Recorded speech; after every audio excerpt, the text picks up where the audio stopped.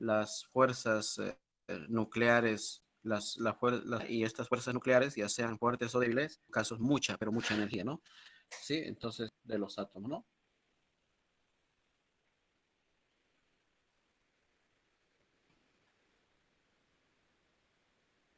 Sí, alteran los núcleos atómicos, ¿no? Si los núcleos se unen, ese proceso se llama fisión, o perdón, fusión, ¿no? Si se unen los núcleos se llama fusión, ese tipo de reacciones son las que ocurren en las estrellas.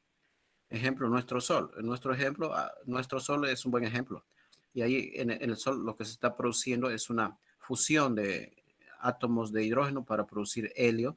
Y en ese interín se genera una cantidad ingente de energía que es, ¿no?, irradiada desde el centro del sistema solar en todas las direcciones, ¿no? Y parte de ella nos llega a nosotros. La energía electromagnética quizás no tiene directa implicación sobre la materia, pero al final también interactúa con la misma, ¿no? La energía electromagnética más bien diríamos que no se propaga a través de los materiales, ¿no? Sí, pero la energía electromagnética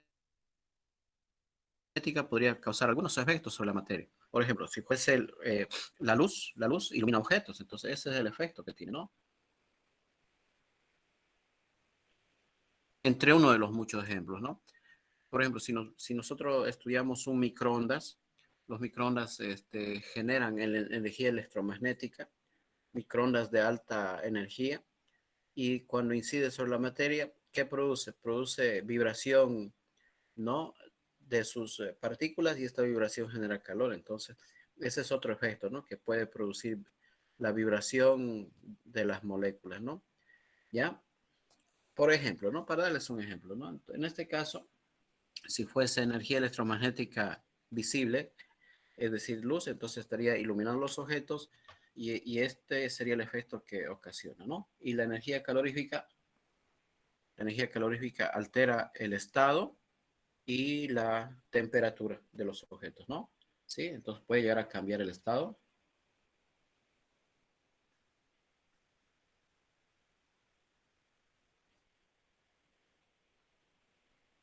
Sin hablar que también que la energía calorífica puede producir cambios químicos, ¿no? Sí, puede producir reacciones químicas, ¿no? Y eso es verdad, porque si nosotros colocamos un poco de papel en un entorno a una temperatura muy, muy alta, aparte que se va a calentar el papel, puede sufrir degradación química, nada más ni nada menos, porque está interactuando con el calor, ¿no? Sí, ahí está. Entonces, fíjense, muchas veces la energía es difícil de definir con palabras simples y sencillas, pero sí es mucho más fácil de entender el concepto de energía estudiando los efectos que ésta produce sobre la materia. Ahora, por qué yo estoy haciendo una lista de las formas de energía más importantes que hay, ¿no? A lo mejor me estoy olvidando de alguna, ¿no? Sí, de alguna otra forma de energía, ¿no? Sí, de acuerdo. A ver, creo que no. Creo que estas son las más importantes. Pero resulta, jóvenes, que esta familia se llama energía. Es una familia, ¿no? Compuesta por varios hermanitos, digámoslo así, ¿no? La energía mecánica, la energía eléctrica, la energía química, la energía nuclear, la energía electromagnética, la energía calorífica y sus posibles variantes que tiene, ¿no? ¿Sí? ¿De acuerdo? Y sus posibles variantes que existen dentro de cada forma de energía, ¿ya? Resulta, jóvenes, que el calor ocupa un lugar especial, y el calor, si bien es una forma de energía, se diferencia notablemente de las otras, ¿no? Por muchas razones, por muchas razones, ¿ya? Si estos fuesen hermanitos y fuesen todos patitos, ¿no? Aquí tendríamos entonces un patito feo, y ese patito feo sería la energía calorífica, ¿no?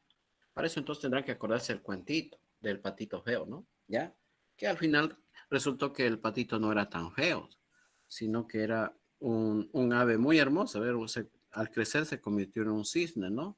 Entonces ahí está, digamos, ¿no? La, contra, la contraposición, digamos, del concepto de energía, que para determinados contextos la energía calorífica se considera una forma de energía de baja calidad, digámoslo así, entre comillas, de baja calidad, comparándolas con las otras formas de energía, pero a su vez también la energía calorífica es la forma de energía que da origen, diríamoslo así, a las demás formas de energía, ¿ya?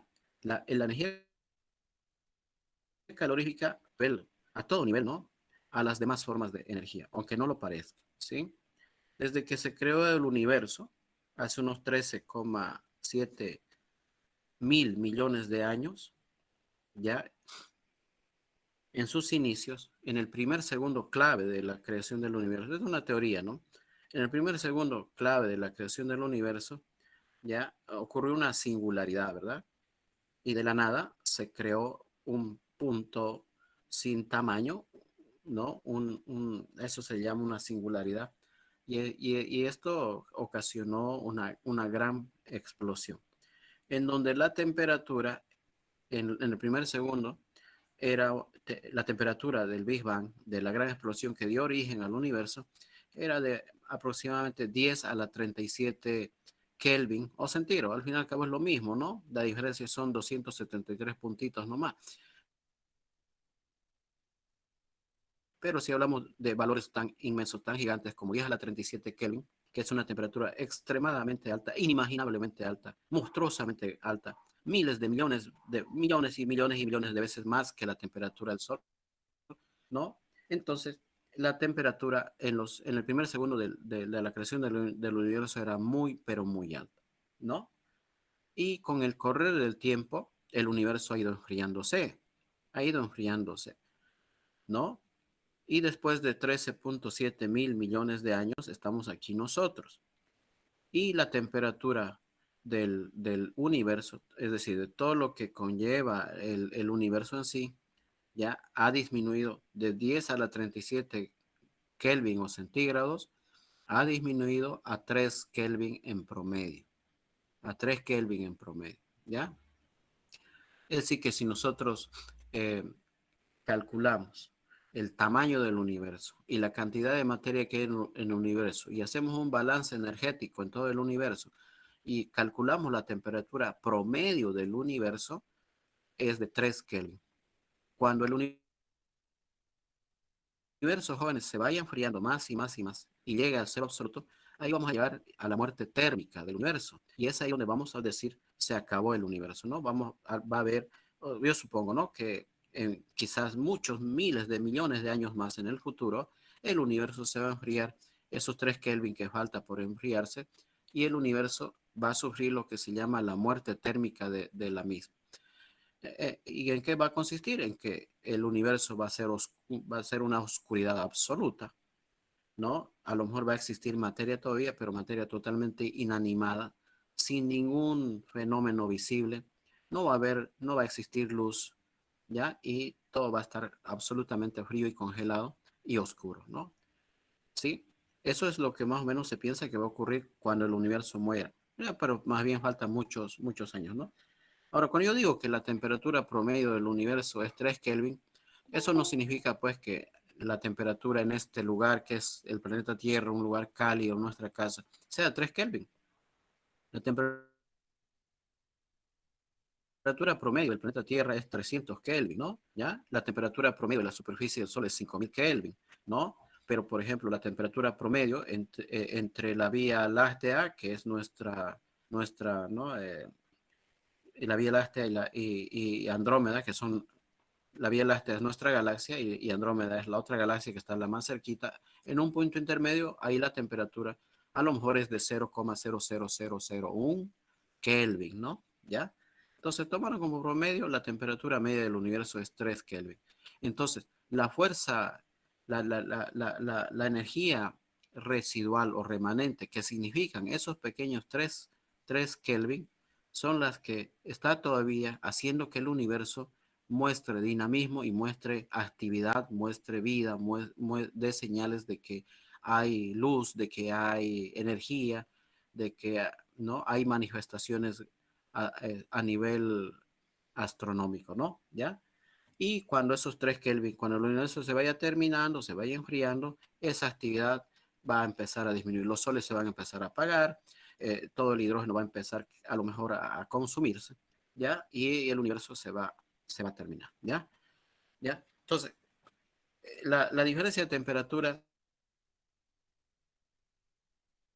es la que origina esta forma de energía que se llama calor, ¿ya? Debido a justamente a la diferencia de temperatura, ¿no? Si no, échenle una miradita pues al sol, ¿no? ¿De dónde proviene toda la energía que utilizamos nosotros aquí en el planeta Tierra? Toda la energía que se utiliza en el planeta Tierra proviene básicamente del sol, ¿no? Proviene del sol, ¿de acuerdo? Y esa energía se almacenó en los átomos, ¿no? Desde el Big Bang hasta que el Sol se creó. El Sol tiene 5.000 millones de años de vida, ¿no? Y es un Sol adulto ya. Le quedan como otros 4.000 o quizás 3.500 millones de años más de vida al Sol, ¿ya? Pero el Sol está hecho de materia. ¿Cuáles son los materiales más importantes en el Sol? Ahorita el material más abundante del Sol es el hidrógeno, ¿ya? Claro que en su núcleo ya se están depositando elementos más pesados, ¿no? De acuerdo, como el helio, como el litio, el boro, el carbono, hasta el hierro, diríamos, ¿no? Sí, entonces en el núcleo del Sol, producto de la fusión nuclear, en el Sol se están sintetizando los elementos pesados que hay en la tabla periódica, ¿no? Y se están depositando en el centro. Pero ahorita el material dominante en el Sol es el hidrógeno. Y por medio de la fisión, de buenas a primeras, la fisión está fusionando al hidrógeno para convertirlo en helio. Y en ese proceso se desprende gran cantidad de energía, ¿no? Gran cantidad de energía. En la corona del Sol la temperatura es 5.000 Kelvin. Y si ustedes se introducen más en el interior del Sol, la temperatura va a ir subiendo mucho, mucho más, ¿no? Posiblemente llegando al 1.000.000 de grados, posiblemente, ¿no? Pero esa temperatura es muy fría comparándola con la temperatura del primer segundo de la creación del universo. Y en ese primer minuto fue cuando justamente sí empezó la nucleosíntesis, ¿no? Crear los protones. Los protones andaban locos, es decir, núcleos de hidrógeno, ¿no? Andaban locos, ¿no? Y después, eso gracias al calor, obviamente, gracias al calor. Y esos protones a la larga, por eso es que el hidrógeno es el elemento más abundante del universo, ¿no? Cerca del 95% de la materia conocida en el universo es hidrógeno. No estamos hablando de la materia oscura ni de la energía oscura, de la materia conocida. El 4% es helio y el 1% son todos los demás elementos de la tabla periódica, ¿ya? Entonces, ¿de dónde esos átomos de hidrógeno en realidad no provienen de ese primer segundo clave de la creación del universo, en donde las fuerzas impulsoras, que es la temperatura, ya podríamos decirlo que en cierta medida quedó almacenada esa energía en las fuerzas, en esas dos fuerzas que tienen cohesionados a los protones, las fuerzas nucleares fuertes y las débiles. Y cuando ese hidrógeno está en un sol, que es una verdadera fábrica de átomos, es ahí donde esas fuerzas nucleares almacenadas, fuertes o débiles, se destruyen, se reacomodan para formar elementos más pesados como el helio, y es ahí donde esa energía aflora, aflora, ¿no? En el Sol, seguramente por la convección que existe internamente, es muy caliente, pero no puede salir del Sol como convección, entonces sale del Sol en forma de radiación y ese calor nos llega aquí a la Tierra y esa forma de energía, primero, de buenas primeras llega como energía radiante, ¿no? En forma de ondas electromagnéticas. Y dentro de ese espectro de ondas electromagnéticas, un gran pedacito es luz visible, ¿no? Nos llega con radiación ultravioleta, que esa es la que provoca todos los fenómenos de la fotosíntesis en el planeta Tierra, la luz visible, que mucha de ellas se convierte en calor, y la radiación infrarroja, que básicamente es calor también, ¿no? La radiación infrarroja. ¿Ya? Entonces, la energía que tenemos nosotros a disposición, ¿no? La energía eléctrica, ¿de dónde viene? Viene desde el sol. La energía química en las plantas, fotosíntesis, viene desde el sol. La energía nuclear, ¿no? También, jóvenes, ha provenido del Sol, porque ¿en dónde se sintetizan los elementos pesados? En los soles, en las estrellas, digamos, se sintetizan hasta el hierro, más o menos, ¿no? Pero ya cuando el Sol se cansa, ya es viejito, y colapsa y alternativamente revienta, convirtiéndose en una supernova, es ahí en ese proceso donde el hierro se puede ir fusionándose para convertirse en elementos más pesados como el uranio, el plutonio, que sí son elementos radioactivos, que también aquí en la Tierra los tenemos y los cuales nosotros aprovechamos de esa energía que vino del Sol, ¿no? En forma de calor para poder producir las reacciones ya no ahora de fusión, ahora de fisión, todo lo contrario, en donde ya podemos partir esos núcleos muy gordos, muy saturados, para recuperar algo de esa energía que de buenas primeras estuvo en el Sol. ¿Y el Sol de dónde vino? Del Big Bang. Entonces, es una secuencia de eventos, ¿no? ¿Ya? La energía electromagnética que nos llega desde el Sol viene bajo la forma de energía electromagnética, ¿no? Pero ¿dónde está el origen de todas estas formas de energía? Todas esas formas de energía nacen desde el calor, ¿ya? Entonces, esa es la parte bonita, digamos, del calor. Ahí está, les estoy presentando al cisne, ¿no? El calor es el que da, en cierta medida, origen a las demás formas de energía, ¿ya? Además que el calor es la primera forma de energía que el ser humano pudo manipular, ¿no? Pudo manipular, ¿sí o no? ¿Ya? A lo mejor en los albores de la civilización, no sabemos, ¿no? Hace unos 10.000 años, yo digo que 50.000 años, no creo 10.000 años, es muy poco, ¿no? Sí, hace unos 50.000 años o más que el hombre ya tuvo racionalidad. Entonces, la primera forma de energía que empezó externa, ¿no? La primera forma de energía externa que pudo manipular ha sido el calor, ¿no? Seguramente estaba él caminando por ahí, ¿no? Y de repente un rayo, cayó un trueno por ahí y cayó sobre un árbol semiseco y se dio cuenta que el árbol empezó a arder. Curioso el ser humano, curiosidad innata, se acercó, por ahí se quemó, le llamó la atención mucho el fuego, ¿no? Y bueno, se dio cuenta que con el fuego podía hacer muchas cosas. Entonces, el fuego, el calor, es una forma de energía muy flexible, a la par, ¿no? Es muy flexible, es otra ventaja que tiene el calor, es una forma de energía muy flexible que se puede utilizar en cualquier instancia, ¿no? No necesitamos ningún tipo de instalación ni tecnología complicada para poder manipular esta forma de energía que es el calor. Y luego viene el trabajo. El trabajo también es otra forma de energía muy flexible y de mayor accesibilidad. De hecho, para poder movernos, nosotros caminar, bailar, saltar, necesitamos pues necesitamos de energía mecánica, ¿no? De energía mecánica, ¿ya? En cambio, si hablamos de energía eléctrica, química, nuclear, electromagnética, ya a lo mejor necesitamos otro tipo tenemos que estar en otro contexto de mayor grado tecnológico para estar hablando de esas otras formas de energía, ¿no?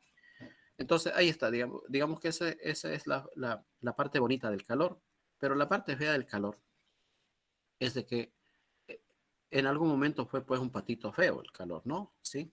¿Por qué? Porque el calor es la forma de energía de menor calidad que existe, de menor calidad que existe, ¿no? ¿A qué me refiero? Que ustedes saben que según el principio de conservación de la energía no se crea ni se destruye, ¿no? Simplemente se conserva.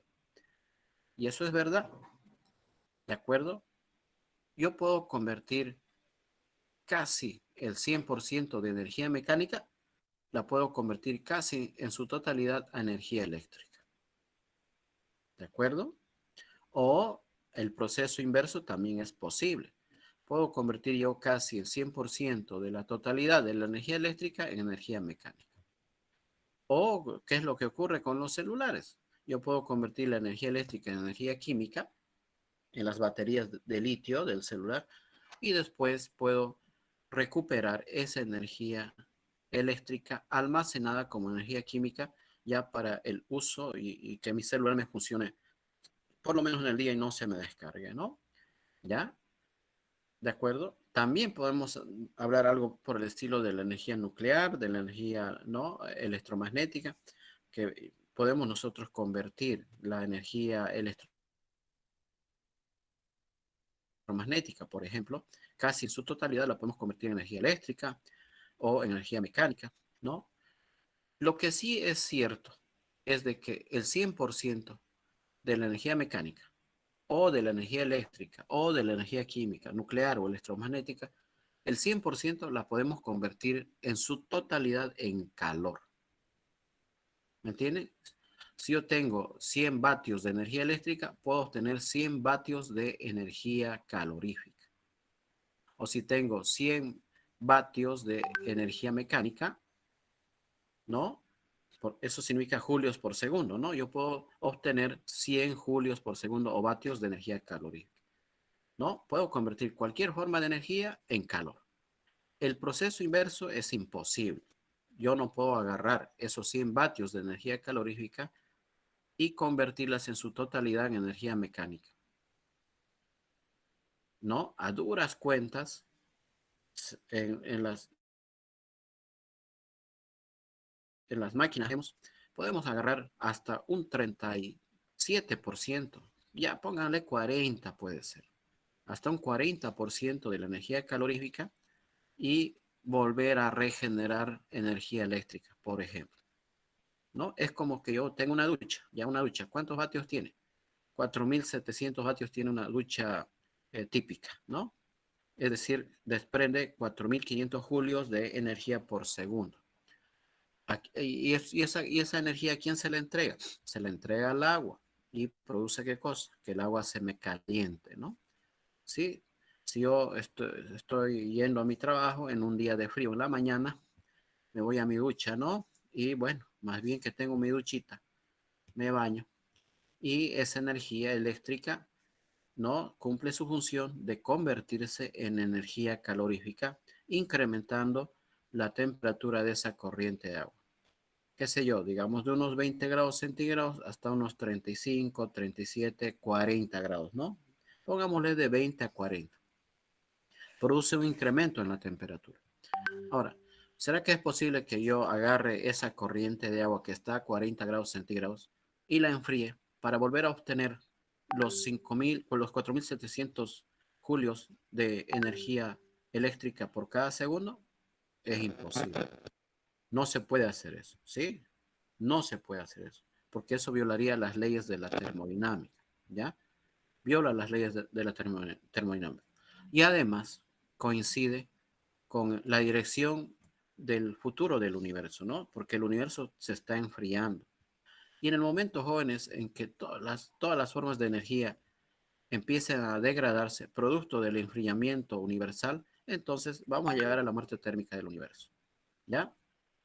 3 Kelvin es la temperatura promedio del universo. Ustedes dirán, wow, nos falta poquito, nos falta poquito. No, esos 3 Kelvin va a llevar muchos, miles, millones, ¿no? Yo creo unas 4 veces más la edad del universo o 5 veces más la edad del universo para poder enfriar hasta 0,00001 Kelvin.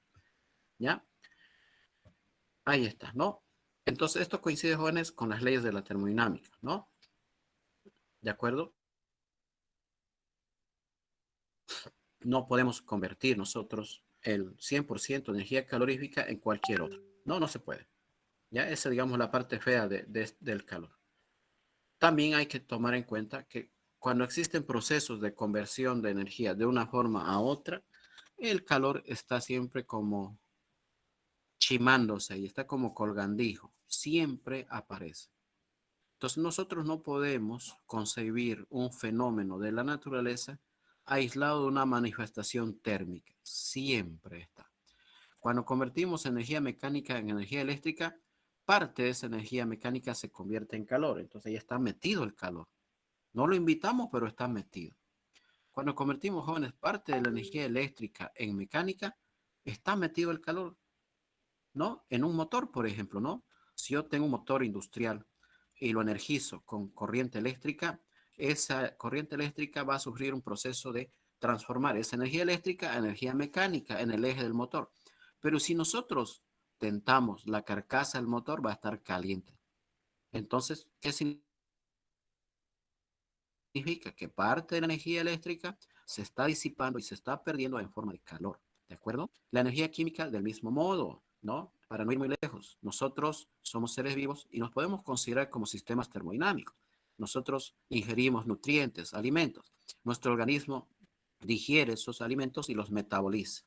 Y este trabajo metabólico genera muchos efectos en nosotros, ¿no?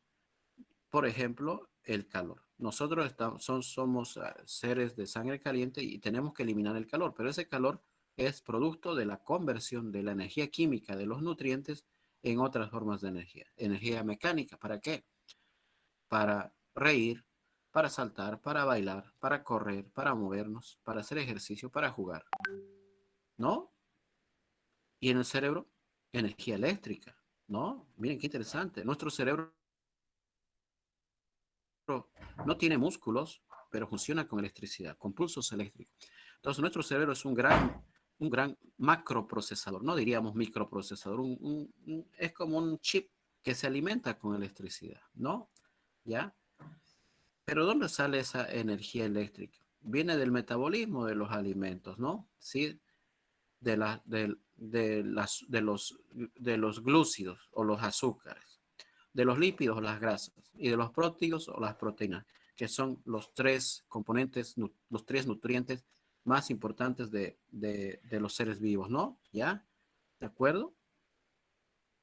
Y lo que nuestro cerebro utiliza la glucosa. La glucosa se la hidrolizó en el estómago a partir de los hidratos de carbono. Me estoy refiriendo al azúcar, a las pez, ¿no? La pasta, el pan, la pizza, la papa, ¿no? Las pastas, ¿no? ¿Ya? Eh, y de ahí sale, de todos los glúcidos sale la glucosa. Y la glucosa está circulando por nuestra sangre, ¿no? ¿Sí? Y esa glucosa va al cerebro y en el cerebro se producen reacciones químicas, porque en realidad es energía química, y esas reacciones químicas producen electricidad para que nuestras neuronas funcionen, ¿no? Y obviamente, pues, cumplan la función, ¿no? Que se le encomienda a un cerebro humano, ¿no? ¿Ya? En fin, esto es interesante. Todo esto es simplemente un proceso de conversión de una forma de energía a otra. Y en todos estos procesos de conversión de energía, de una forma de energía a otra, se tienen entonces los fenómenos de la naturaleza. Y en estos fenómenos de la naturaleza, la materia interactúa con la energía, pero siempre al final vamos a estar pensando que estos fenómenos no pueden estar aislados de manifestaciones térmicas. Siempre hay una manifestación térmica. ¿No? Ahí está también. Por eso es que es importante estudiar y diferenciar al calor de las otras formas de energía. Porque cualquiera me podría decir, pero Inge, si la electricidad es una forma de energía mejor aprovechable, es limpia, es flexible, no genera contaminación, no genera ruido, la electricidad. ¿Por qué no hay una materia que diga estudio de la electricidad? ¿No? ¿De acuerdo? Electrodinámica en vez de termodinámica. Y en vez de transferencia de calor, transferencia de energía eléctrica. ¿Por qué no hay eso, ingeniero? Porque la electricidad sobradamente es mucho mejor que el calor. No, no, jóvenes. La justificación aparece por todas esas cosas que yo les acabo de decir, ¿no? Porque el calor es una forma de energía omnipresente, omnipresente, ¿de acuerdo? Y porque el calor da origen, en cierta medida, a las demás formas de energía. Y las demás formas de energía son formas temporales de energía y que al final, en el devenir del tiempo, las otras formas de energía se van a degradar en calor. Se van a degradar en calor. ¿De acuerdo? ¿Esto qué significa? Como les dije hace ratito, ¿no? En la muerte térmica del universo, con correr el tiempo, la materia y energía se está degradando en el tiempo. ¿Sí? ¿Y eso qué significa? Un futuro negro para el universo. Negro literalmente, oscuro, frío, ¿ya? ¿De acuerdo?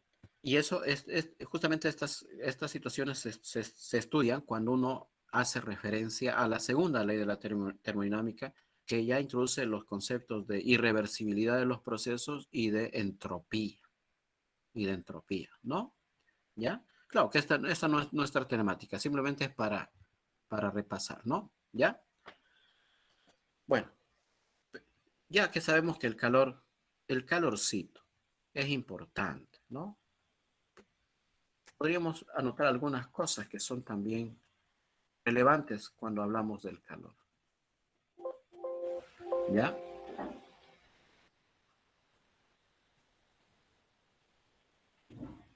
¿Cuáles son las características del calor? ¿No? El calor, jóvenes, es una forma de energía que se manifiesta, ¿no?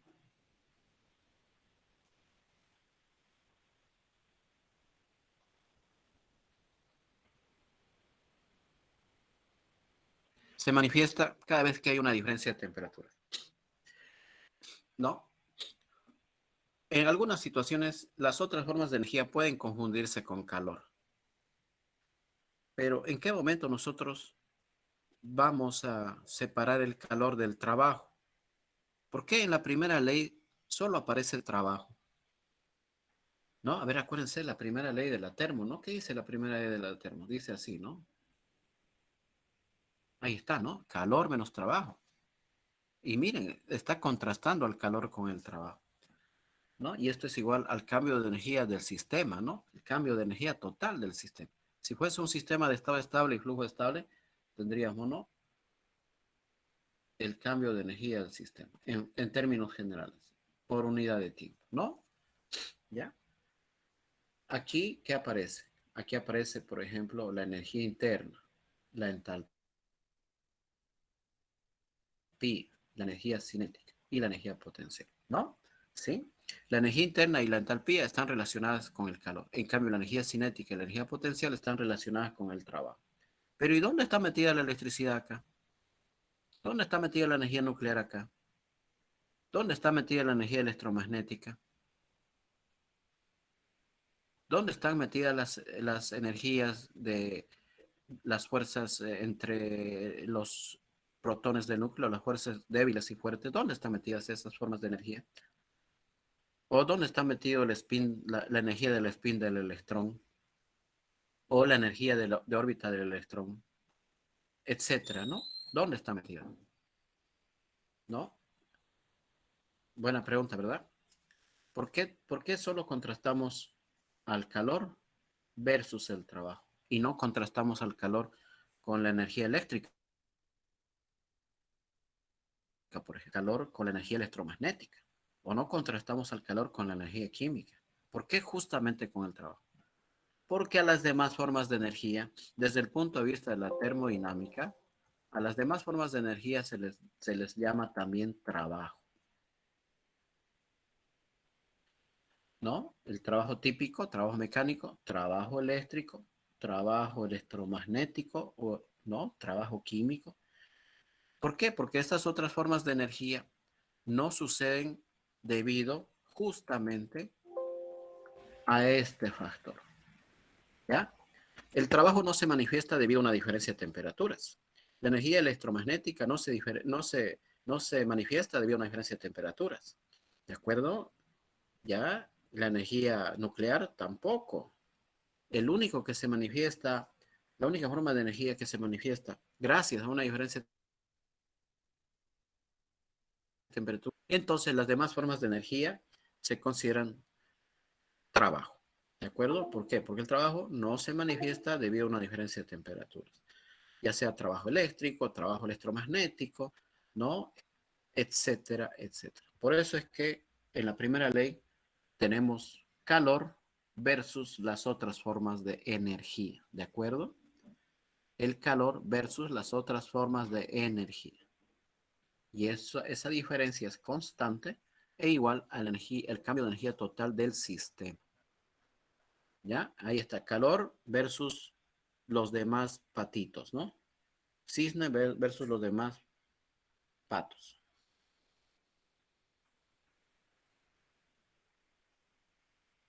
Ahí está. Entonces, se manifiesta debido a una diferencia de temperaturas. Vamos a seguir. ¿Qué otras características también tiene el calor? Que el calor, jóvenes, es un fenómeno transitorio.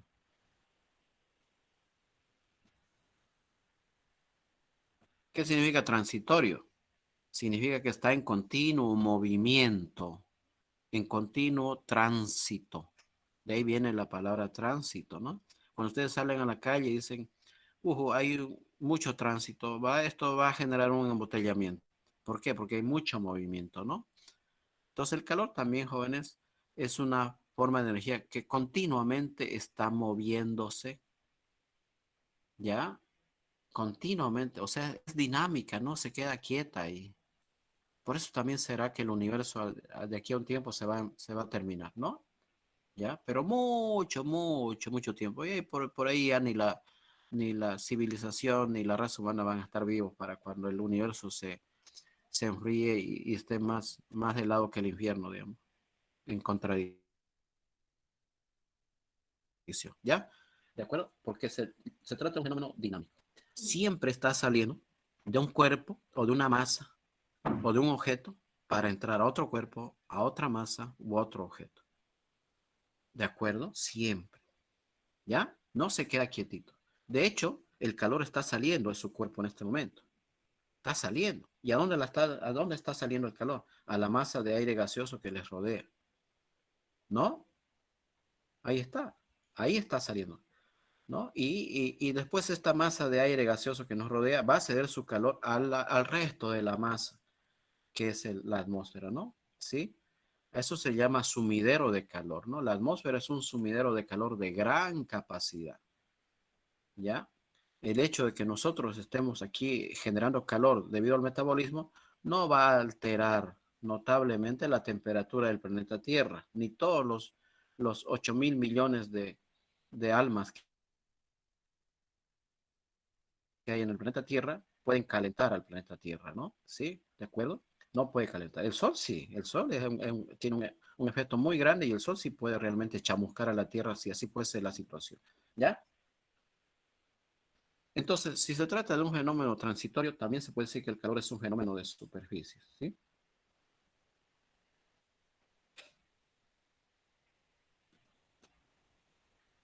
Entonces, continuamente está atravesando superficies. Esas superficies pueden ser reales o hipotéticas, ¿no? Y están caracterizadas por el concepto de ¿qué? De volumen de control. El volumen de control es una abstracción eh, de las personas, una abstracción de los seres humanos, ¿no? Que nos permite imaginarnos que podemos nosotros separar nuestro objeto de estudio del entorno, ¿no? Que le rodea. ¿Ya? ¿De acuerdo? Podemos imaginarnos que hay una bolsita que encierra nuestro sistema y la aísla, la separa del entorno que le rodea. Y este volumen de control podría quizás intercambiar con su entorno formas de energía como calor y las otras, y también podría intercambiar materia. Ya, eso ustedes seguramente lo han visto en termo o lo están viendo en termo. No sé en qué momento llevan termodinámica, pero ya tuvieron que haber llevado. ¿Ya? Entonces, ahí se maneja el concepto de volumen de control. ¿De acuerdo? ¿Qué más podemos decir del calor? Que es una forma de energía de baja calidad, ¿no? O de alta entropía. Ya, de baja calidad. ¿Por qué? Porque es muy difícil convertir el 100% del calor en alguna otra forma de energía, ¿no? Pero lo que sí es cierto es que cualquier forma de energía yo la puedo convertir en 100% en calor. El proceso inverso es imposible, ¿no? ¿De acuerdo? ¿Qué más podríamos decir del calor? A ver, es transitorio, está muy bien, es un fenómeno de superficie, tiene baja calidad, es dinámico, está bien, ¿no? Sí, ya. Bueno, entonces desde el momento que decimos, jóvenes, que el calor es una forma de energía, entonces sus unidades también son de energía, ¿no? ¿Sí? ¿De acuerdo? Entonces el calor en el sistema internacional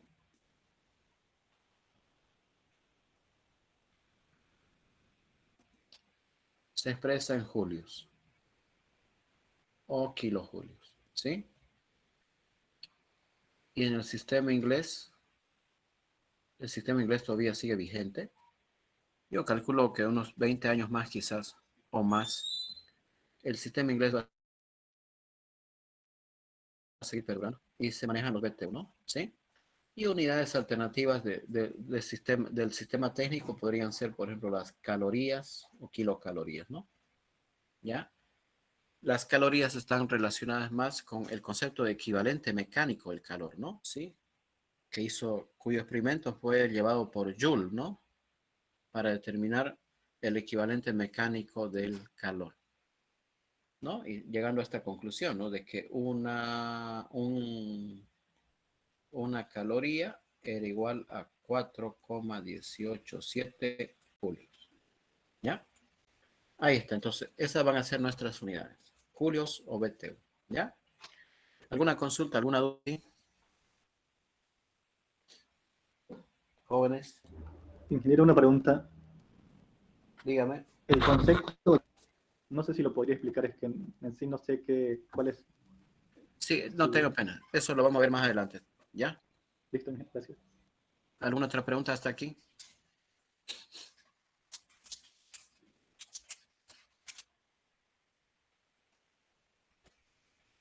No hay dudas, entonces vamos a continuar, ¿ya? Vamos a colocar ahora otro concepto que vamos a manejar bastante que se llama eh, flujo de calor o razón de la transferencia de calor, ¿ya?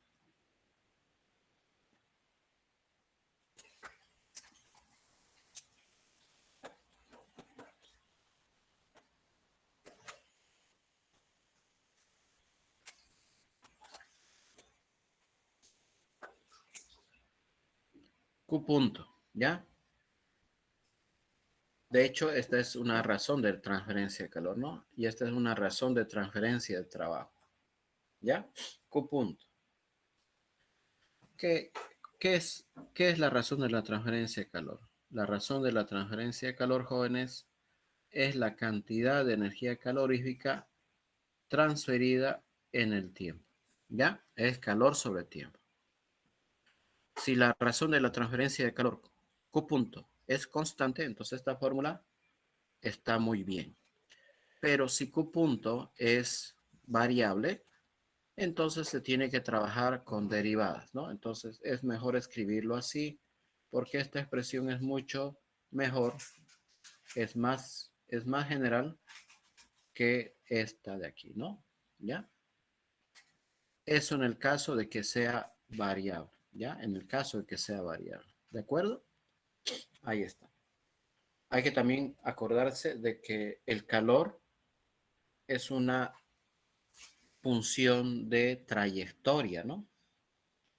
¿Sí? El calor y el trabajo son magnitudes físicas de energía, obviamente, que son funciones de la trayectoria. Por eso es que estamos utilizando ese simbolito de la diferencial inexacta, ¿no? ¿Ya?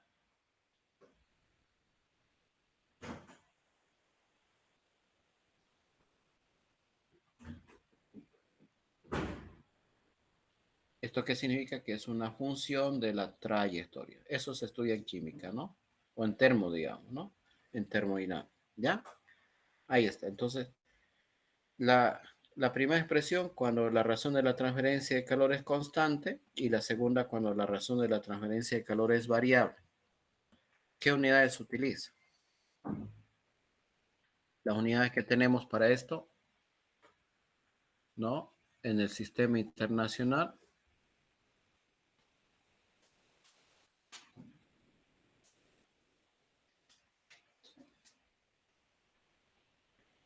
En el sistema internacional son los julios sobre segundos, ¿no? Comúnmente llamado vatios, ¿sí? En inglés es así, ¿no? Watts. Pero en castellano vamos a decir simple y llanamente vatio, ¿ya? Vatio, ¿estamos? Julio sobre segundo. Y en el sistema inglés tenemos BTU hora, ¿ya? BTU hora. No tiene otra denominación, simplemente BTU hora, ¿ya? ¿Alguna pregunta, alguna duda hasta aquí sobre esto? Entonces, no es nada más que la cantidad de calor total que es transferida de un punto a otro en un determinado tiempo, ¿ya?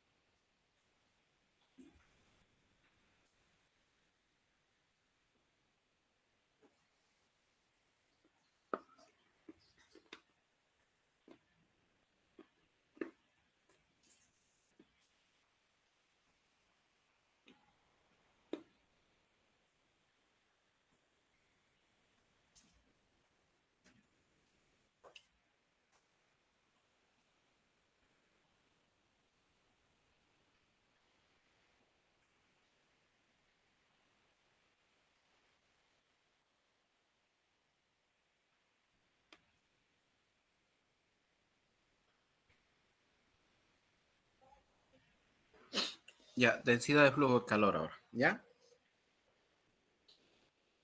La densidad de flujo de calor. ¿Cómo? ¿A qué es igual esto? Se representa con una Q minúscula, ¿de acuerdo? Y esto no es nada más ni nada menos que la razón de la transferencia de calor entre el área, ¿ya? 1 sobre el área, ¿ya? Sobre la razón de la transferencia, o por la razón de la transferencia de calor. Ya, en el caso de que la densidad de flujo de calor no sea constante, entonces mejor la última expresión, ¿no? ¿Qué unidades tiene?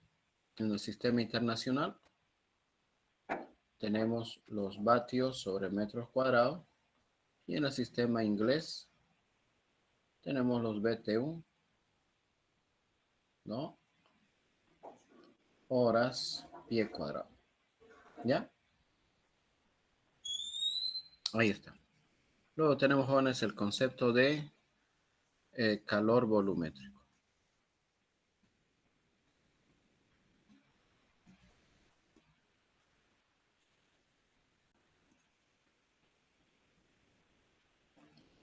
Y el calor, jóvenes, volumétrico no es nada menos ni nada más que la razón de la transferencia de calor por unidad de volumen. O también escrito de esta manera, ¿no? ¿Ya? Ahí está. ¿De acuerdo? Calor por unidad de volumen. ¿Qué unidades tenemos? En el sistema internacional tenemos los vatios, metros cúbicos, y en el sistema inglés los BTUs, horas pie cúbico. ¿Ya? Ahí está. También tenemos el concepto de calor específico.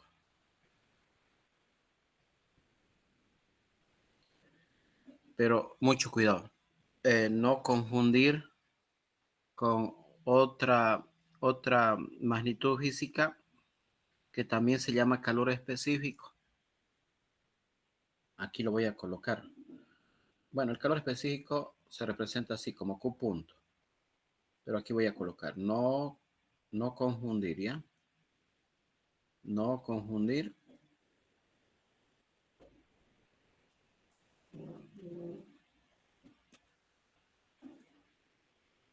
con C, que también se llama calor específico, ¿ya?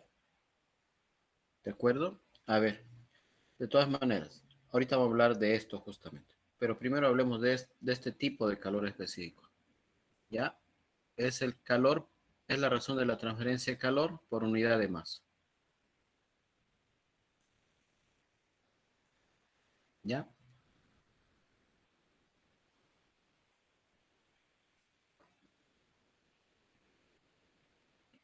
A ver, una cosita. Ya, está bien. Ahí, por unidad de masa, ¿ya? ¿De acuerdo? Y de aquí, de una vez, lanzamos el concepto de calor total específico,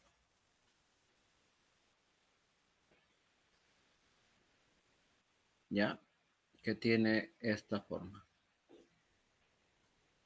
Q, podemos poner una E para diferenciar, que es igual al calor total entre la masa. En otras palabras,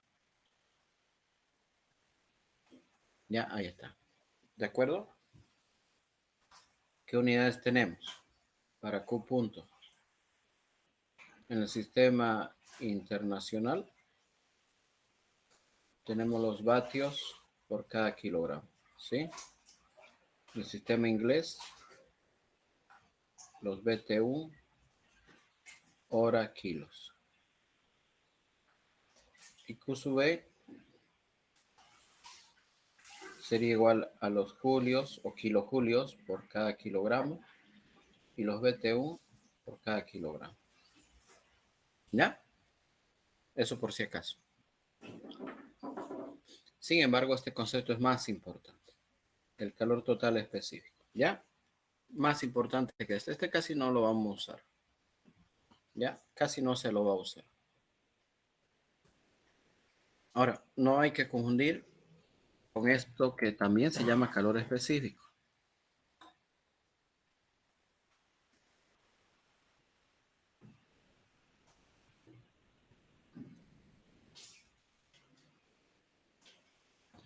Que viene de un concepto que se llama calor sensible.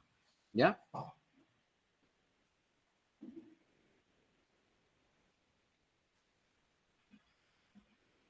Y el calor sensible es el calor que intercambia la materia, ¿no? Cuyo resultado es un cambio en su temperatura.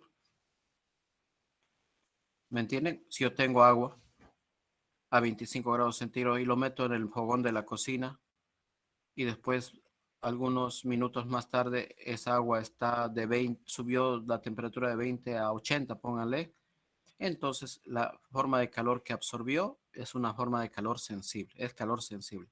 ¿Sensible por qué? Porque provocó un cambio en su temperatura, un incremento en su temperatura.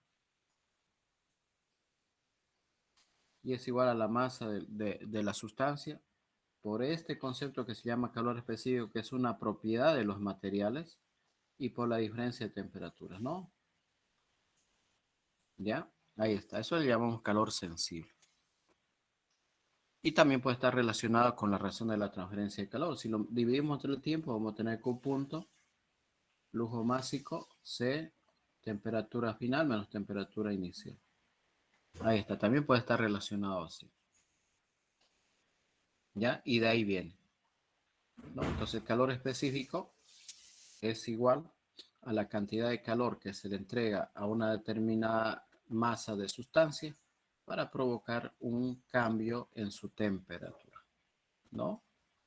De ahí viene el concepto de caloría. ¿Qué es la caloría? Entonces, fíjense. Ejemplo. La caloría se define en función al agua.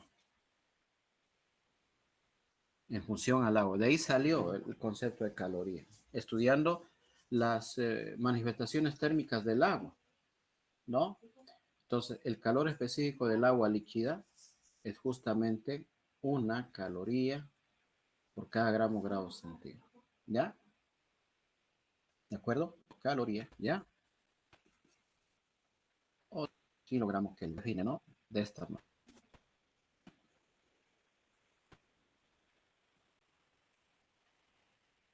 Que se inicia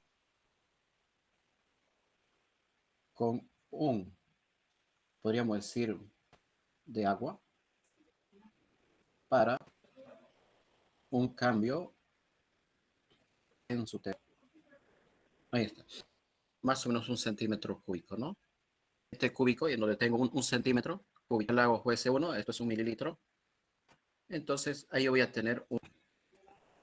¿Qué pasa si yo le regalo una caloría? Voy a hacer que su temperatura, ¿no? Si le regalo. Pero también puedo quitárselo, ¿no? Al enfriar, la temperatura baje en un grado centígrado. ¿Ya? Hay de calor específico. ¿Ya? A esto le llamamos calor específico. ¿Qué mejor dicho? ¿No? No confundirlo. Cuidado, ¿no? ¿Ya? Y el calor es pesancia de las sustancias sólidas, líquidas o gaseosas, ¿no? Los conceptos también de entalpía y energía interna. ¿Ya? Aquí para complementar y que no se nos pase, hemos visto el concepto de calor, ¿no? El calor sensible es el efecto inmediato, es que cambio en su estado. El calor sensible no convierte de líquido a sólido, de cambios de estado. El calor sensible lo único que hace es sin que exista un cambio en su estado. El calor latente es todo lo contrario. El calor latente es aquel calor involucrado en tengo agua líquida y la convierto en vapor. Eso tiene que ser vapor. ¿Ya? ¿De acuerdo? ¿No? Un gramo de agua líquida y quiero convertirla, allí existe el cambio de estado, ¿no? De estado, más no así un cambio en su temperatura. ¿Por qué? Porque el hielo solo se solidifica a cero, no se solidifica a 1, ni a 2, ni a 3, ni a -5, ni a -4. Siempre y cuando, igual el agua. El agua puede estar totalmente líquido a 100 grados centígrados, a punto de hervir. Y cuando está hirviendo, sigue siendo 100. Cuando ya la última gotinga de agua líquida se está evaporando, la temperatura sigue siendo 100. Entonces son procesos isotérmicos, ¿no? Lo único que se observa es un cambio en el estado. Entonces, ¿qué fórmula tenemos? La masa por este término lambda que se llama calor latente, que es una propiedad también de las sustancias, que depende de la presión, ¿no? El calor latente. Ya si vamos a pasar de líquido a vapor, se llama de vaporización. Si vamos a pasar de vapor a líquido, al revés, se llama de condensación, ¿no? Si vamos a pasar de líquido a sólido, de fusión, o a la inversa, de solidificación. Y si lo divido entre el tiempo, también puedo obtener una razón de transferencia, ¿no? ¿Ya? Ahí está. Entonces tenemos las fórmulas de calor sensible y calor latente. Tengan en cuenta que en el calor latente no aparece la temperatura, ¿no? ¿Por qué? Porque se considera procesos isotérmicos, ¿no? ¿De acuerdo? Son procesos isotérmicos. Y la temperatura a la cual sucede ese cambio de estado es constante, ¿ya? ¿De acuerdo? Si la presión se mantiene fija, la temperatura a la cual cambian de estado es constante. Agua, por ejemplo. Si tengo agua y esa agua está sujeta a la presión de una atmósfera, entonces desde que empieza a producirse la primera burbujita de agua en estado de vapor hasta que termina de evaporarse la última gotinga, la temperatura se mantuvo desde el principio en 100 hasta el final en 100, siempre y cuando la presión sea una atmósfera. Si la presión cambia, también el agua puede pasar de líquido a vapor, pero ya lo hace a una temperatura diferente, más, ¿no? Entendiendo que la temperatura es constante, dependiendo de la presión. Eso se llama presión y temperatura de saturación. Eso lo ven en termo, ¿no? ¿Ya?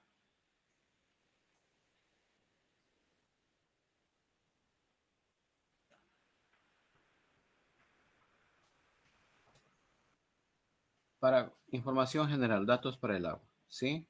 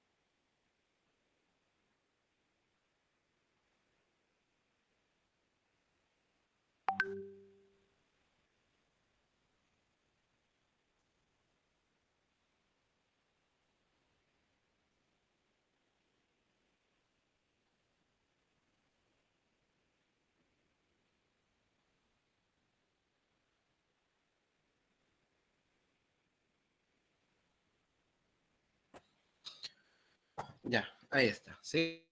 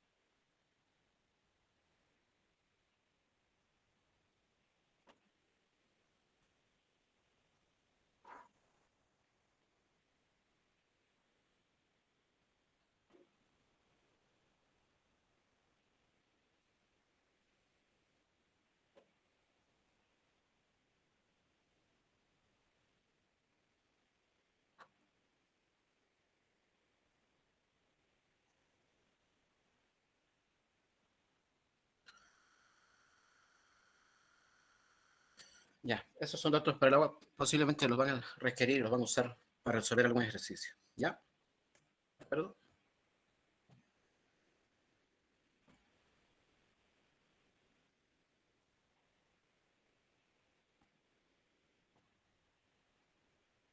Ya, vamos a hacer un ejemplito. ¿Ya?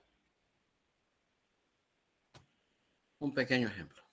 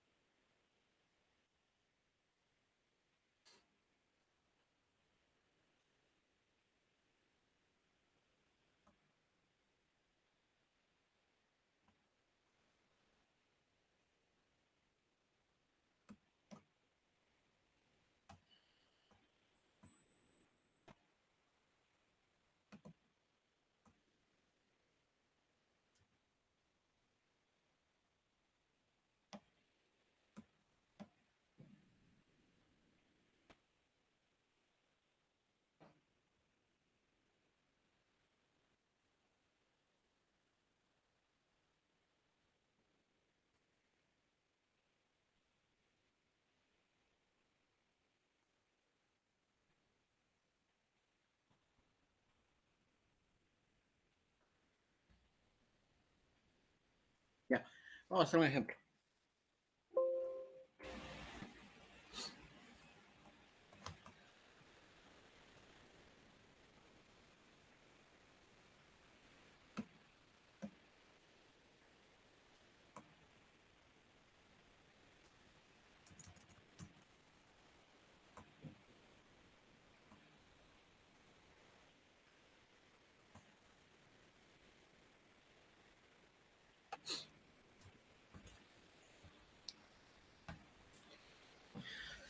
Ya, mire, aquí lo vamos a escribir, ¿ya?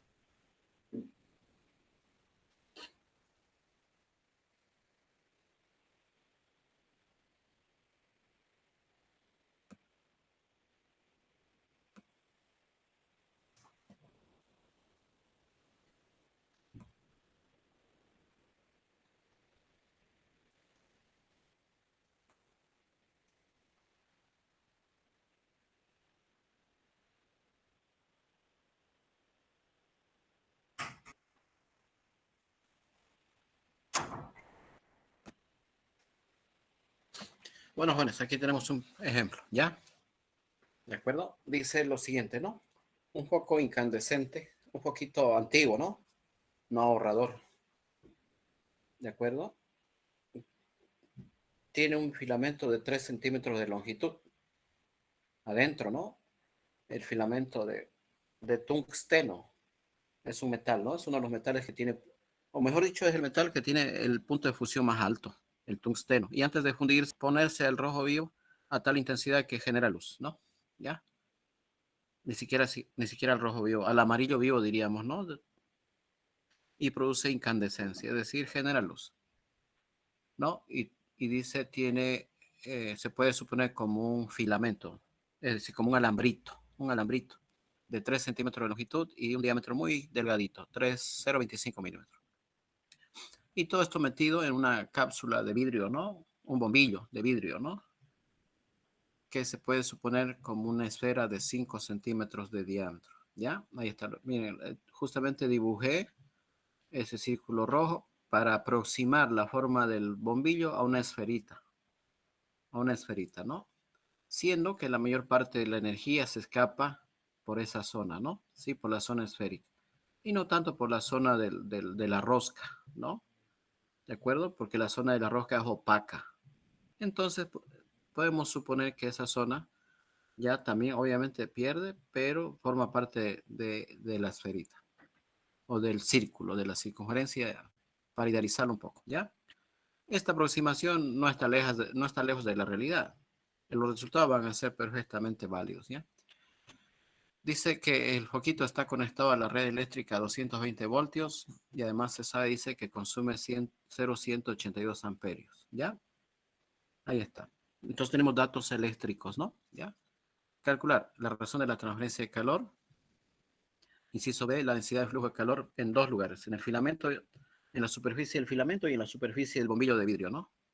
El calor volumétrico en el filamento.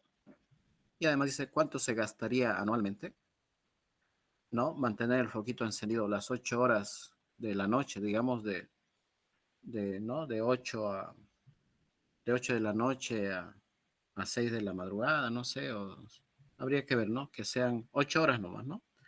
8 más 8, 16, bueno, sería como decir encendido de 12 de la noche a 8 de la mañana, ¿no? Más o menos. O si quieren de 11 a 7 o de 10 a 6, ¿no? De tal manera que son 8 horas nomás, ¿ya? Dice, sabiendo que el costo de la energía eléctrica ahora es de 80 centavos de boliviano por cada kilovatio hora. ¿Ya? Entonces, ¿cuánto nos costaría tener este foquito encendido? Suponiendo que el foquito está bien fabricado, no tiene obsolescencia programada y nos va a durar un año, ¿ya?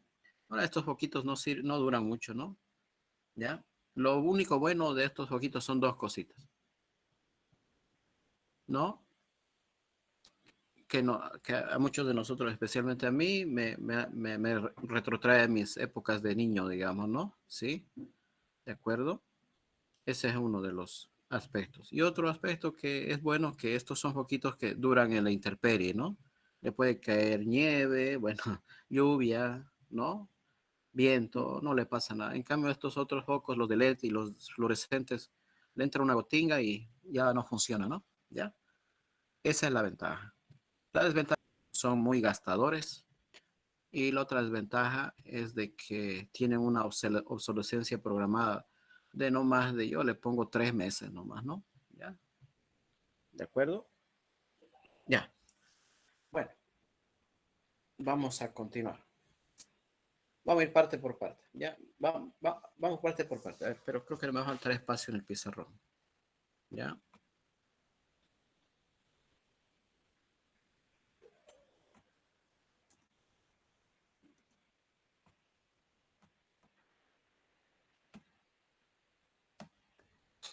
Un ratito, ya estoy aquí ampliando esto.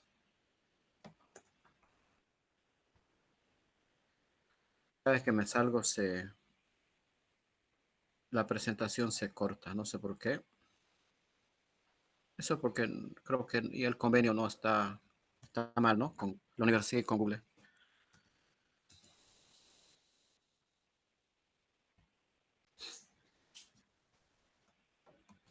Mal. Sí.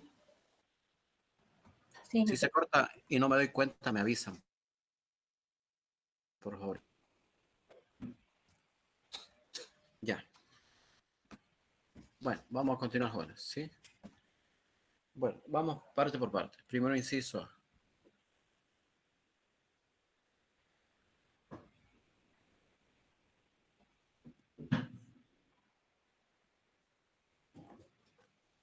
Bueno, aquí tenemos entonces un calor de origen eléctrico, ¿no?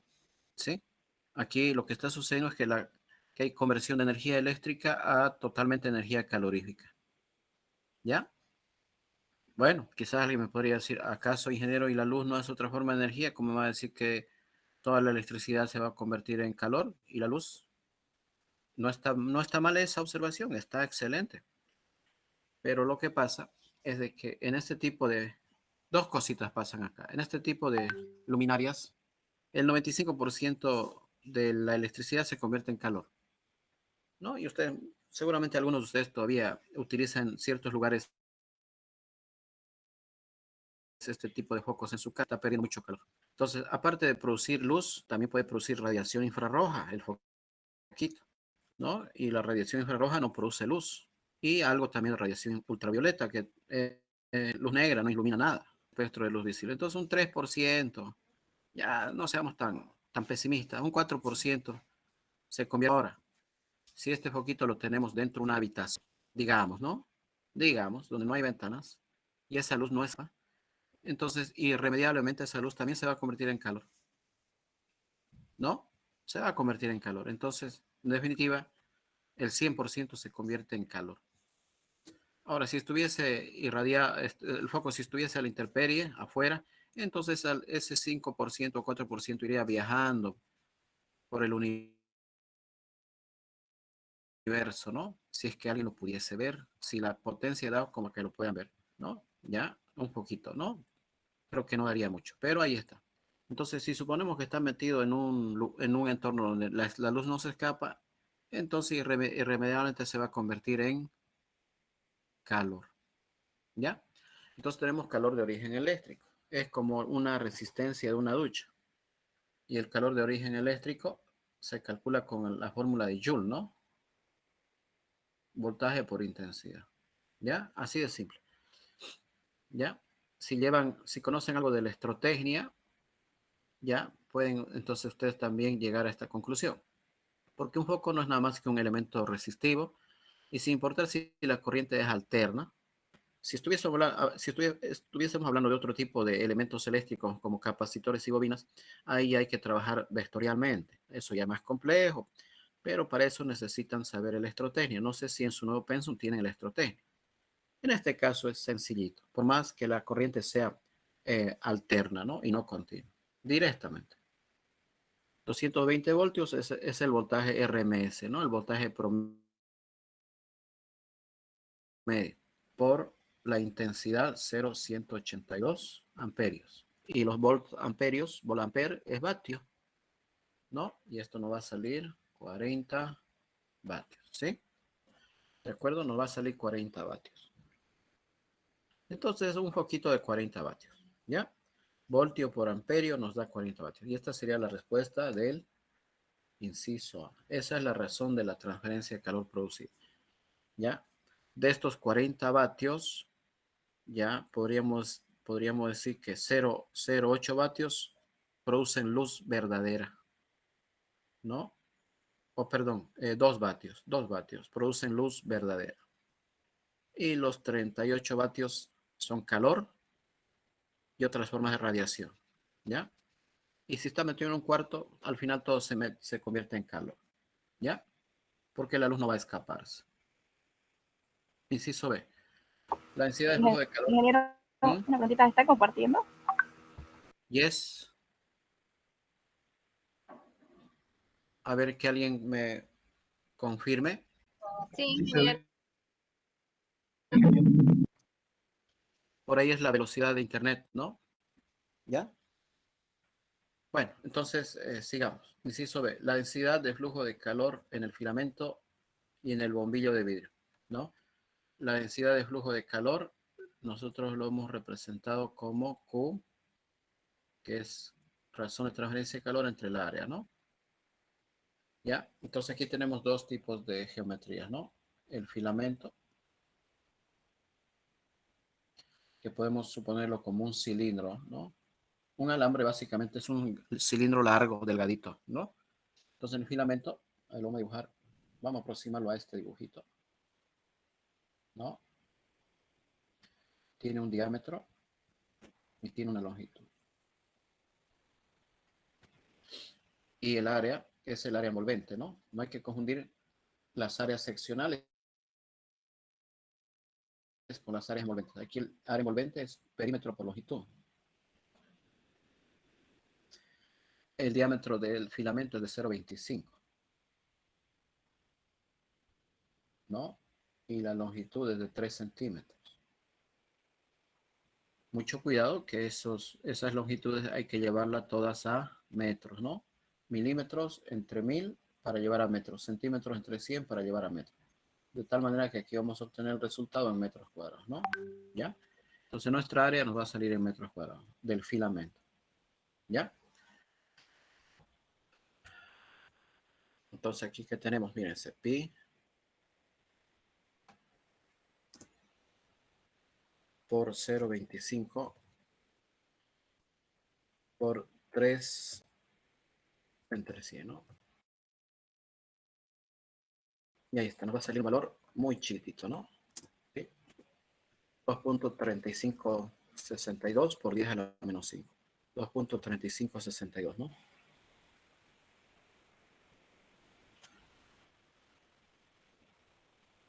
Metros cuadrados.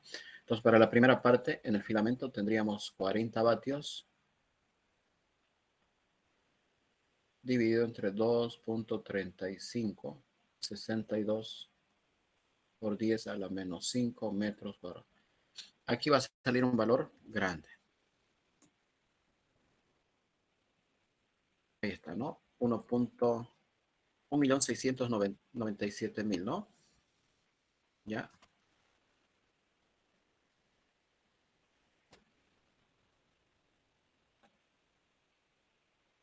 Ahí está. Entonces, si tuviésemos un filamento de un área de 1 metro cuadrado, entonces ese filamento estaría generando 1.697.000 vatios de potencia calorífica, ¿no? O julios por segundo en ese metro cuadrado. Esto sería en el filamento. Y en el bombillo de vidrio, ¿no? A ver, aquí vamos a colocar filamento, ¿no?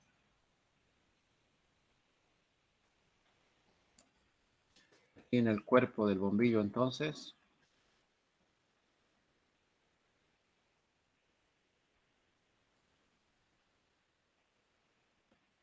tendríamos lo mismo, ¿no? Pero el área es el área de una esfera, ¿no? El área envolvente de la esfera, que esta es la fórmula, ¿no? 4/3, no, pi por radio al cuadrado, o si quieren pi por diámetro al cuadrado, ¿ya? Ese sería el área. Entonces, pi por el diámetro. El diámetro del bombillo es 5 centímetros. Para llevar a metros es entre 100 al cuadrado, ¿no?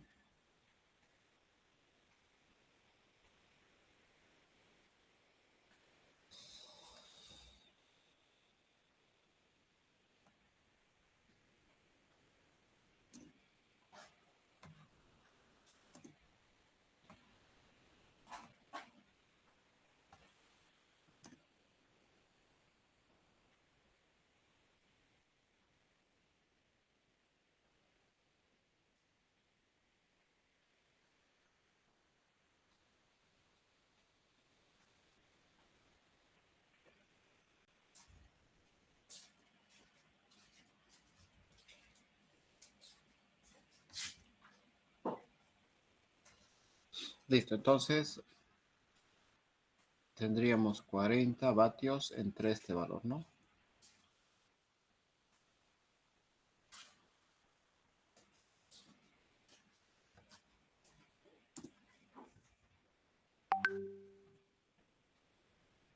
5.092 vatios por cada metro cuadrado. Ahí está. Entonces fíjense que el, el factor volumen que incrementa el área, ¿no? Mientras nos vamos alejando del origen de la generación de calor, la densidad va haciéndose más pequeña, ¿no? Seguro que la densidad del flujo de calor en la superficie del Sol es inmensamente alta, pero como el calor tiene naturaleza vectorial, se irradia y se propaga en todas las direcciones y en línea recta, ¿no? Entonces el área va aumentando conforme aumenta el diámetro, ¿no? Y la distancia que separa el Sol de la Tierra es muy grande, por lo tanto la densidad de flujo de calor que nos llega aquí es baja en comparación a la del Sol, digamos, ¿no? O en comparación a un lugar más cercano como Mercurio o como Venus, ¿no? ¿Sí? De acuerdo, que son lugares infernales, ¿no? ¿Ya? Y la Tierra está en la zona habitable, una zona perfecta, en donde la densidad del flujo de calor es ideal, ¿no? ¿Ya? Igual en el filamento, el valor es muy alto, ¿sí? Es muy alto, jóvenes, ¿no? A ver, aquí no puedo ver, ¿no?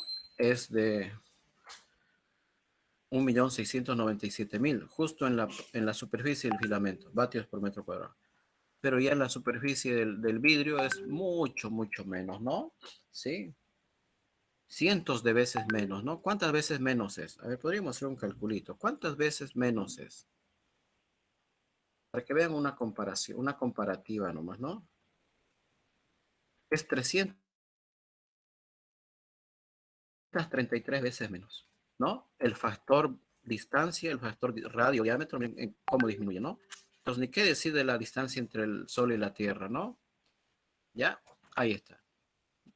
Entonces, fíjense, apenas nos hemos alejado del centro del filamento, nos hemos alejado 2,5 centímetros y ya la densidad de flujo de calor ha sufrido un bajón 333 veces menor. ¿Ya? Bueno, eso es el calor volumétrico en el filamento.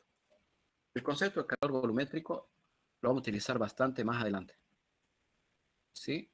Así que es muy importante. El calor volumétrico es igual a la razón de la transferencia de calor entre el volumen. Entonces aquí ya tenemos que hallar el volumen del cilindro, ¿no? ¿Sí? El volumen es pi cuartos diámetro al cuadrado por longitud. Es el volumen del filamento de forma cilíndrica, ¿no? El diámetro es 0,25, ¿no? Milímetros. Y la longitud es 3, ¿no? Pero no se olviden las conversiones, llevarlo todo a metros.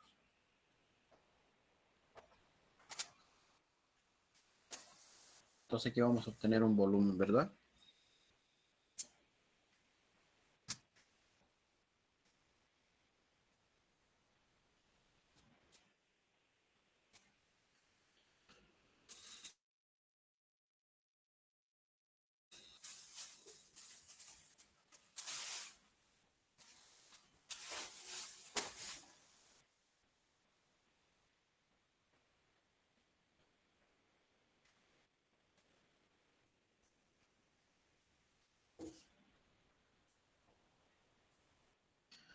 Sí, el volumen entonces 5,8905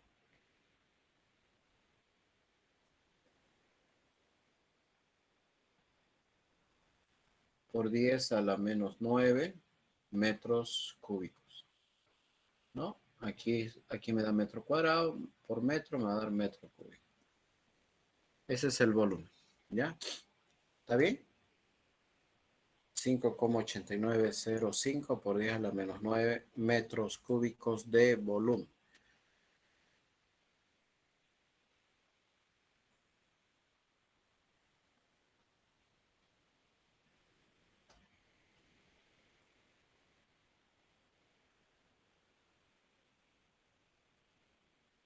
Y el calor volumétrico, no se extrañen ustedes en el futuro, generalmente los calores volumétricos son altos, ¿ya?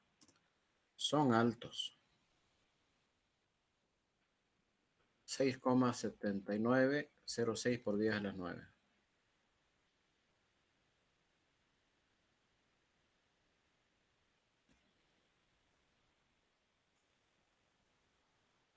Ahí está, ¿no? A ver, kilovatio, no. Megavatio, no. Gigavatios, ¿no? 6, miren, 6,7906 gigavatios por cada metro cúbico. Son valores muy grandes, ¿ya? ¿Sí? Entonces no se vayan a extrañar que en algún otro ejercicio en el futuro, y si calculan el calor volumétrico, les vaya a salir grande. ¿No? Esto significa que si tuviésemos, digamos, ¿no? Un bloque de 1 metro cúbico de tungsteno y le conectamos la electricidad para que empiece a dar luz, tendría que consumir casi la energía que se consume en una ciudad grande, ¿no? Sí, en una ciudad grande, ¿no? Es increíble la cantidad de energía por unidad de volumen. Listo, el último inciso. ¿Cuánta platita se gasta al año por este foquito no ahorrador? Suponiendo que se enchufa todas las noches o se enciende todas las noches, 8 horas nomás, ¿no? Porque también hay que ser consciente, hay que cuidar la casa, no sabemos quiénes van a venir, visitantes de lo ajeno, ¿no? En ese caso yo tengo mi escopeta de cañón recortado detrás de mi puerta, ¿ya?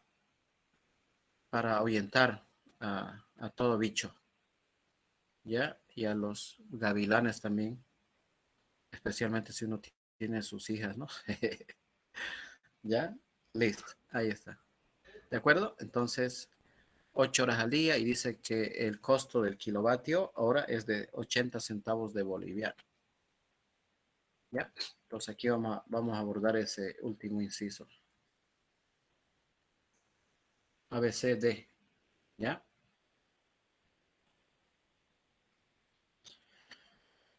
Primero, jóvenes, hay que saber interpretar el concepto de costo unitario, porque este dato que nos dan es un costo unitario de la electricidad, ¿no? El costo unitario de la electricidad en Santa Cruz exactamente no lo sé. Ya, yo la última referencia que tuve era de 0,063 dólares por cada kilovatio hora, que no sé si sale 0,8 centavos, ¿no? A ver, veamos. Eso antes de la pandemia valía así. Y es que no estoy mal, ¿no?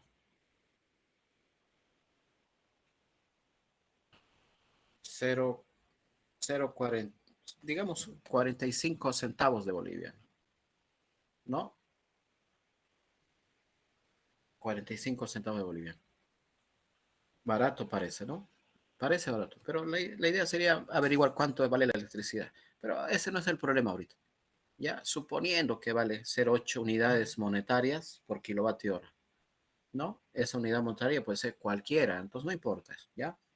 Ya, si ustedes quieren tener realmente un dato real para decir si no vale la pena tener ese foco encendido, ¿no? ¿Ya? Y aquí me dice que es 0,80 centavos, o 0,8 bolivianos, ¿no? 80 centavos en total, ¿no? Bueno, lo que hay que interpretar es el concepto de kilovatio hora, ¿ya? Hay que saber interpretar ese dato. Miren, lo vamos a desglosar. Vamos a deconstruir esta unidad, ¿ya? ¿De acuerdo? Esto es 1000 vatios. Y esto es 3600 segundos. Por lo tanto, este resultado es 3,6 por 10 a la 6. Vatio es julio, segundos por segundos, entonces me da julios. Entonces, en conclusión, un kilovatio hora es 3,6 millones, ¿no? De julios. Parece una ganga, ¿no? ¿No? Ya, jóvenes, yo les vendo 3,6 millones de julios en $1. Parece una ganga, ¿no? Mire, chica, ¿de dónde irá a conseguir tanta energía el ingeniero?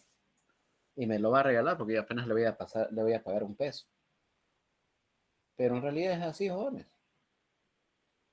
¿Ya? Es así. No es muy... aparentemente parece que no es caro, pero también esos 3,6 por día a las 6 julios no sirven para cocinar 2 días, ¿no? Es muy poca energía en realidad. Entonces aquí ya podemos restablecer el costo unitario, ¿no? En 80 80 centavos o 0,80 bolivianos por cada 3,6 por 10 a las 6 julios. Ahí está. ¿De acuerdo? Vamos a continuar aquí. El consumo anual. Miren que aquí no utilizamos fórmulas, simplemente pura lógica, ¿no? Articular ideas y, ¿no? Y fórmulas y estrategias para resolver esto. No estoy utilizando yo ninguna fórmula. Entonces el consumo anual, así lo puedo representar, va a ser igual a la cantidad de energía eléctrica que consume el foquito. Consume 40 julios por cada segundo.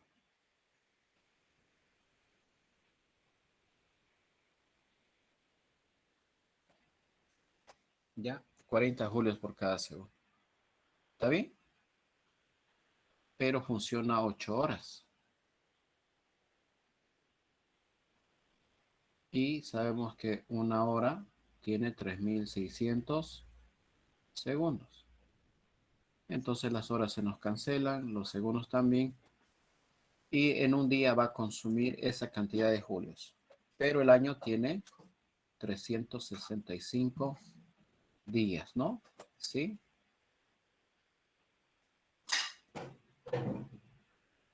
Ahí está.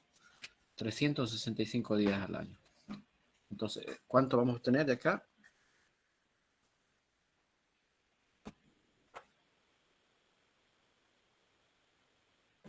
40 por 8 por 3600 por 365 días.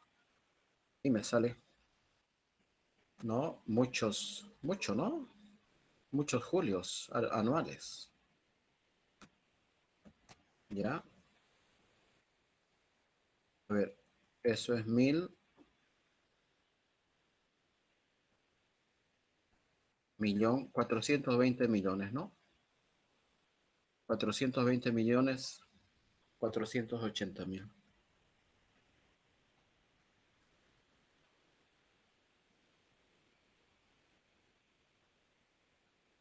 Julios anuales. ¿Sí? Ahí está, ¿no? Estas 8 horas son día, ¿no? Por si acaso. Entonces esto si quieren se cancela con eso. Para que ustedes no me digan dónde apareció, dónde se fueron los días. Ahí está. Entonces, 420 millones y un poquito más de julios anuales. ¿Ya? Entonces el costo total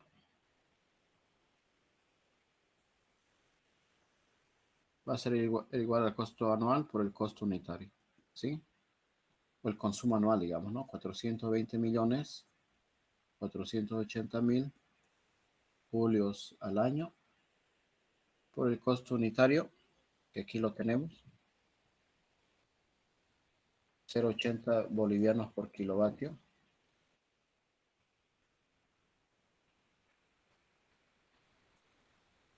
Pero el kilovatio es igual a 3,6 por día a las 6 julios, ¿no?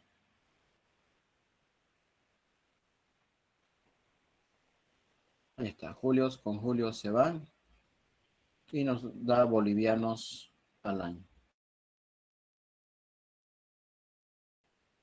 Listo, entonces por 0,80 centavos entre 3,6 por 10 a las 6, ¿no? 93,44 pesos.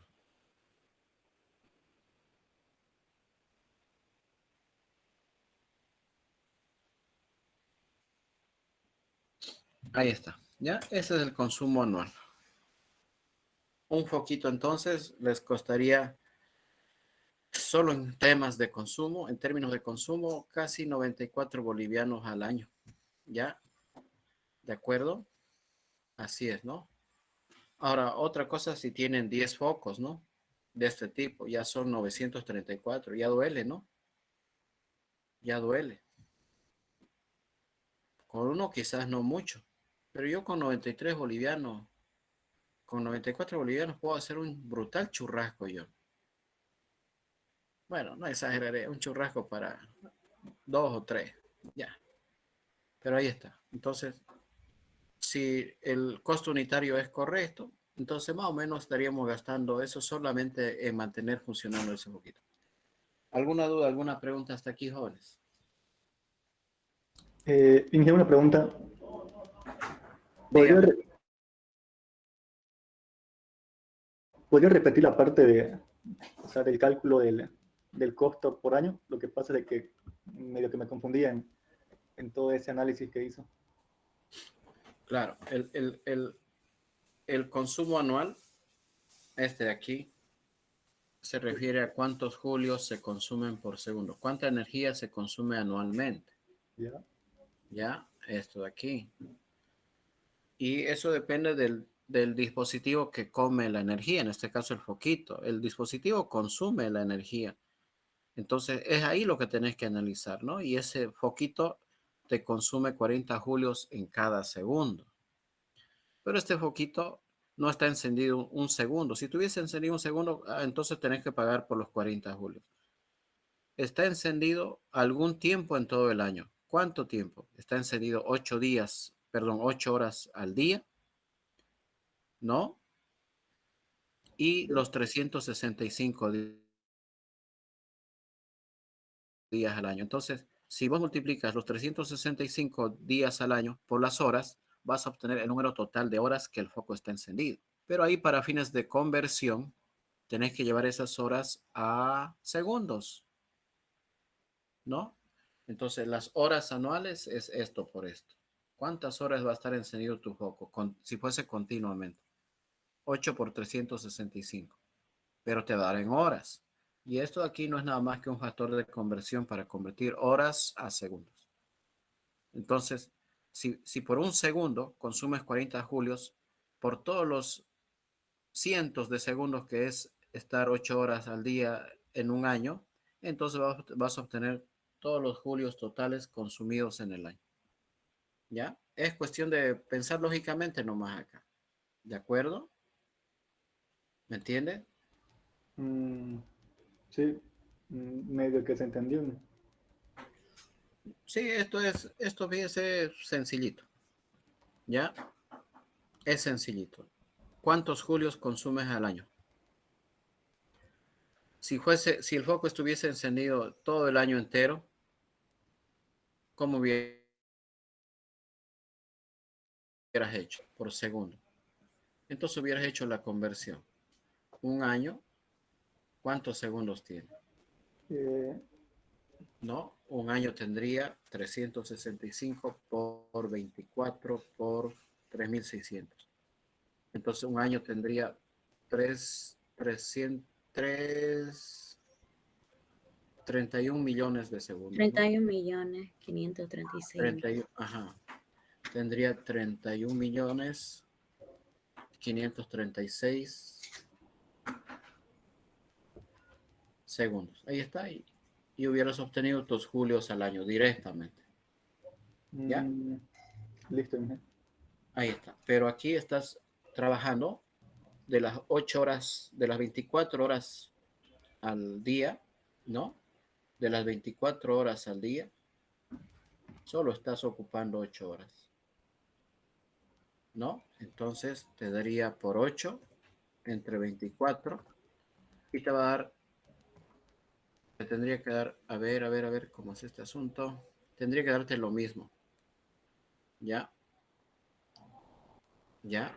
Pero a ver, no me quiere salir. A no ser que hemos calculado mal aquí. 40 por 8 por 365 por 3.600. A ver, en este otro sería 365 días al año por 24 por 3.600. Por 40 faltaba, ¿no? Por 40, ahí está. Por 8 entre 24 y te da exactamente lo mismo, ¿no? Entonces esto te va a dar exactamente lo mismo que lo que ya calculamos.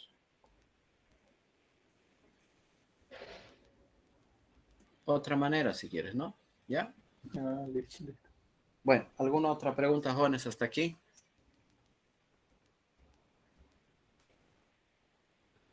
Inge, ¿podría mostrar la fórmula para hallar la potencia del poquito?